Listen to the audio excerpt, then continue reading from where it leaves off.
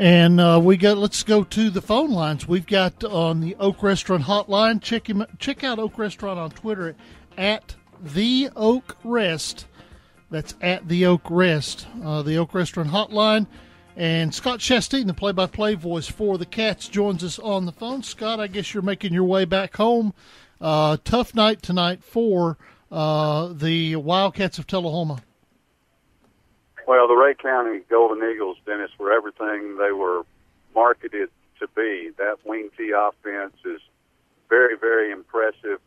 Ray County scored the first two times it had the ball, led 14-0 halfway through the first quarter, and it looked like they were going to be stopped. But to Tullahoma's credit, they buckled up a little bit, scored a touchdown to cut the lead in half, pull within 14-7. It was 21-7 midway through the second quarter, and Tullahoma committed back-to-back turnovers. Ray County got a short field on both of them, scored really quick, and it was 33-7 there, and, the game was over at that point. Ray County, very impressive.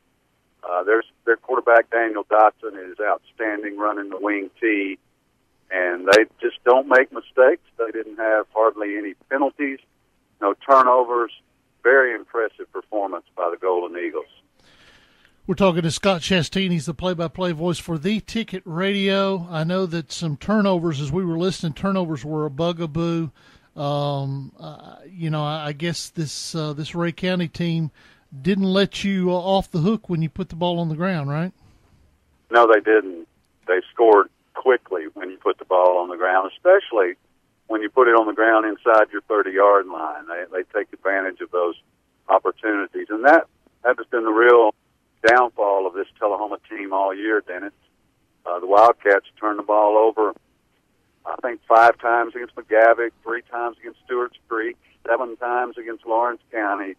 Tullahoma turns it over, they don't win, and they turned it over tonight. We're talking to Scott Shasteen, the play-by-play voice for the Tullahoma Wildcats, as Lawrence County falls tonight, Tullahoma falls tonight, Columbia in big trouble, it looks like, up at Beach. It's not been a good night for District 8 AAA. These were some matchups, though, that didn't really look favorable to 8 AAA teams, did they? No, they didn't, and this is the second year that District 8 AAA is really taking a beating in the playoffs, and as the district comes to an end, it's kind of anticlimactic after such a great start. Columbia playing for the championships and winning one. Tullahoma and Lawrence County both had really good years at times, but last couple of years of District 8 AAA not very strong.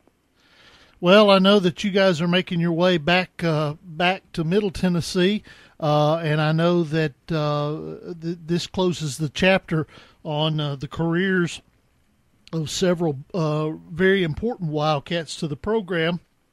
But I thought it was interesting in the postgame show, Coach John Olive was pretty non-committal. Is that a normal, everyday sort of thing? Getting a lot of feedback on that, Weave. That's a hot topic on this Friday night. Yeah. To be honest with you, that's the first time I've ever asked him. Oh. And, I haven't done a lot of the on-field interviews and that sort of thing in the past, but on talk shows and stuff, I've just never really asked him. It was just always a given. And for some reason, people have been talking the last couple of weeks, as you say, a big senior class ends, District 8 AAA ends. He's been there 22 years. All his kids are out of high school and all in college. And so I just, sort of asked him. And like you say, he gave a very non-committal answer that he and his wife would pray about their future as they did every year. And that was about it. So seemed a lot of folks in Tullahoma, I think, are trying to read a lot into that. I don't know if there's anything to read into it, but a lot of people seem to be reading something into the way he answered that. Well, it's he is good for football, and he's been good for the Coffee County rivalry, and you can't blame a man for retiring early. I say I did that, so you can't blame a man for wanting to get away from it while you still enjoy it, and It'll be interesting. It will be very interesting to see. We hope to get him on a little later on in the post-game show. I don't know that I'm going to pose that question to him, but I think that it would be interesting. You got an update over there, or you got a question? I don't really have anything. we're working the scoreboard like crazy, Scott. Let's talk a little bit about what looking ahead to Tullahoma's season next year. Other than the new region.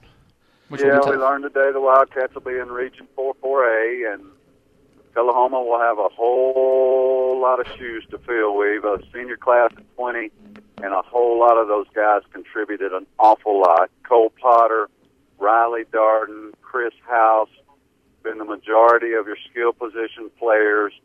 Jacob Gagnier, Hayden Eggleston, Brandon Bullard, Alan Gwynn. 4 of your 5 offensive linemen are gone. Your tight ends are gone. Mikey Lett and Aaron Gray, your top linebackers, your entire secondary. Tullahoma's going to replace, off the top of my head, I'm going to say, 15, 16 starters next year. Well, if there's a guy that can handle reloading, it's John Olive. We've seen him do it before. Scott, we appreciate your time. We appreciate. Are you riding with Deuce?